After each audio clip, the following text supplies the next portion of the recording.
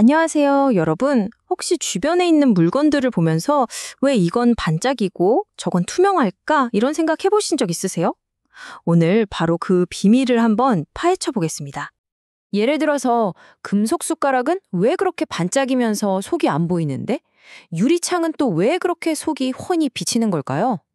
정말 당연하게 생각했던 이 질문에 사실은 엄청난 과학이 숨어 있답니다. 지금 보시는 것처럼 이 두 물질은 빛을 만났을 때 정말 정반대로 행동하죠. 금속은 빛을 확 튕겨내버리고 유리는 빛을 그냥 쓱 통과시켜요. 대체 이 근본적인 차이는 어디서 오는 걸까요? 그래서 이 궁금증을 풀기 위해서 오늘 우리가 함께 떠나볼 여정은 이렇습니다. 먼저 빛이 뭔지, 그 본질부터 시작해서 빛이 물질이랑 어떻게 만나는지, 그리고 드디어 금속과 유리의 비밀을 파헤쳐 볼 거고요. 마지막에는 이걸 응용한 아주 멋진 기술들까지 싹 훑어볼게요. 자, 그럼 첫 번째 장부터 시작해 볼까요? 빛의 본질입니다. 우리가 본다는 건 도대체 뭘까요? 우리가 뭔가를 본다는 건 사실 광자라는 아주 작은 빛의 알갱이를 보는 거예요. 이 광자는 뭐랄까 에너지의 최소 단위? 하나의 에너지 꾸러미라고 생각하시면 딱 맞습니다. 우리가 보는 무지개를 떠올려 보면 쉬워요. 빨주, 노초, 파남보, 이 각각의 색깔들이 사실은 다 다른 에너지 양을 가진 광자들이거든요. 예를 들면 보라색 쪽 광자가 빨간색 쪽 광자보다 에너지가 훨씬 더 센 거죠. 자, 그럼 이 광자가 물질에 딱 부딪혔을 때 어떤 일들이 벌어질까요? 이 광자가 맞이할 수 있는 운명은 크게 네 가지가 있습니다. 첫 번째는 바로 반사입니다. 말 그대로 빛이 물질 표면에서 탕 하고 튕겨 나가는 거예요. 거울이나 반짝이는 금속이 빛나는 이유가 바로 이것 때문이죠. 두 번째는 흡수예요. 이건 광자의 에너지를 물질이 그냥 꿀꺽 삼켜버리는 거라고 생각하시면 돼요. 그럼 그 에너지는 어디로 갈까요? 보통은 물질 안에 있는 전자를 막 들뜨게 만드는 데 쓰입니다. 에너지를 줘서 활발하게 만드는 거죠.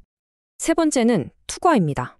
이건 뭐 이름 그대로죠? 빛이 물질을 아무런 방해 없이 슝 하고 통과하는 거예요. 유리가 투명한 핵심적인 이유입니다.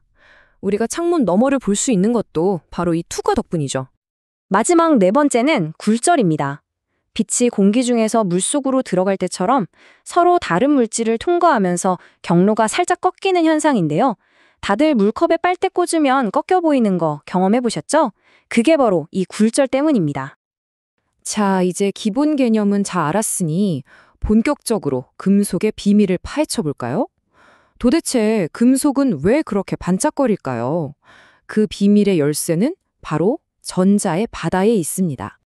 여기서 금속과 유리의 결정적인 차이가 나옵니다.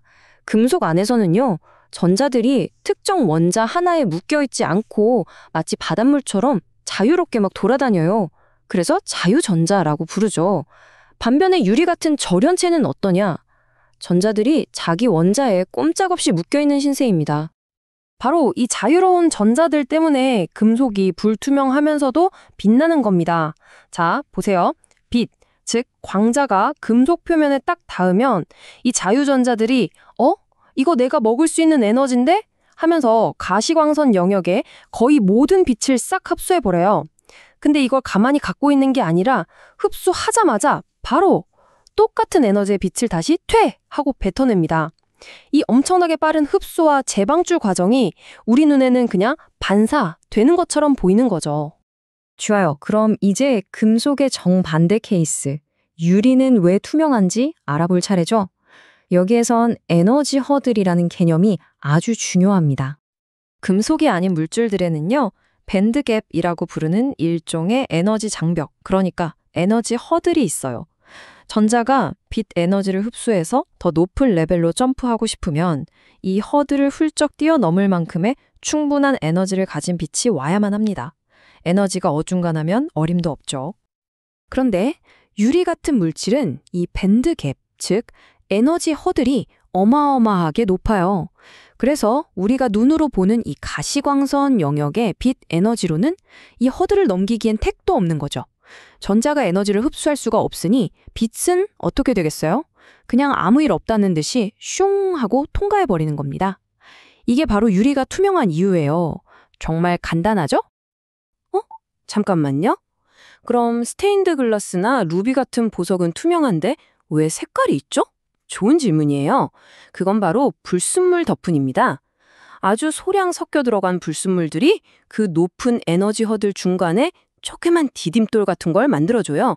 그럼 그 디딤돌 높이에 딱 맞는 특정 에너지, 즉 특정 색깔의 빛만 쏙 흡수될 수 있게 되는 거죠. 그리고 흡수되지 않고 살아남은 나머지 빛들이 통과해서 합쳐지면 그게 바로 우리 눈에 보이는 그 물질의 아름다운 색이 되는 겁니다. 자, 지금까지 우리가 배운 원리들, 이게 그냥 이론으로만 그치는 게 아닙니다. 이 원리를 제대로 이해하면 우리는 빛, 이 광자들을 마음대로 조종해서 정말 놀라운 기술들을 만들어낼 수 있어요. 가장 대표적인 게 바로 LED죠. 발광 다이오드. 원리는 생각보다 간단해요. 전기를 가해서 전자들을 더 안정적인 자리로 밀어 넣는 거예요. 그럼 전자가 높은 에너지 상태에 있다가 낮은 상태로 툭 떨어지면서 그 차이만큼의 에너지를 밖으로 내놓거든요. 그 에너지가 바로 우리가 보는 빛, 즉 광자의 형태로 뿅 하고 나오는 겁니다. 지금 여러분이 보고 계신 스마트폰 화면, TV, 그리고 저기 타임스퀘어의 화려한 광고판까지 전부 다 이 원리를 이용한 수백만 개의 아주 작은 LED들이 모여서 만들어내는 거예요. 전자가 빛을 내는 원리를 이렇게나 멋지게 쓰고 있는 거죠. 레이저도 비슷한 원리에서 출발합니다. 먼저 외부에서 에너지를 팍팍 줘서 원자들을 잔뜩 들뜬 상태로 만들어놔요. 이때 광자 하나가 이 들뜬 원자 하나를 톡 하고 건드리면 마치 도미노처럼 똑같이 생긴 광자가 하나 더 복제돼서 튀어나옵니다. 그럼 이제 두 개가 됐죠? 이 두 개가 또 다른 들뜬 원자들을 건드리고 이게 순식간에 연쇄 반응을 일으키는 거예요. 그 결과 방향도 색깔도 똑같은 빛들이 한 줄로 쫙 정렬된 아주 강력한 빛의 빔, 바로 레이저가 만들어지는 겁니다.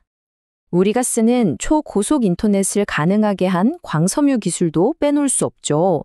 이건 아주 깨끗한 유리나 폴리머로 만든 가느다란 코어에다가 빛을 쏴주는 거예요. 근데 이 코어를 굴절률이 약간 다른 클레딩이라는 물질로 감싸주면 빛이 밖으로 새어나가지 못하고 계속 안에서 거울처럼 반사되면서 저 멀리까지 손실 없이 전달될 수 있게 됩니다. 이걸 전반사라고 하죠. 결국 우리가 보는 물질의 겉모습은 어떤 마법 같은 게 아니에요. 눈에 보이지 않는 그 물질의 내부 전자 구조가 결정하는 아주 과학적이고 필연적인 결과라는 거죠. 자, 그렇다면 우리 주변 세상을 만들어가고 있는 또 다른 보이지 않는 규칙들에는 과연 무엇이 있을까요? 한 번쯤 생각해보면 정말 흥미롭지 않나요?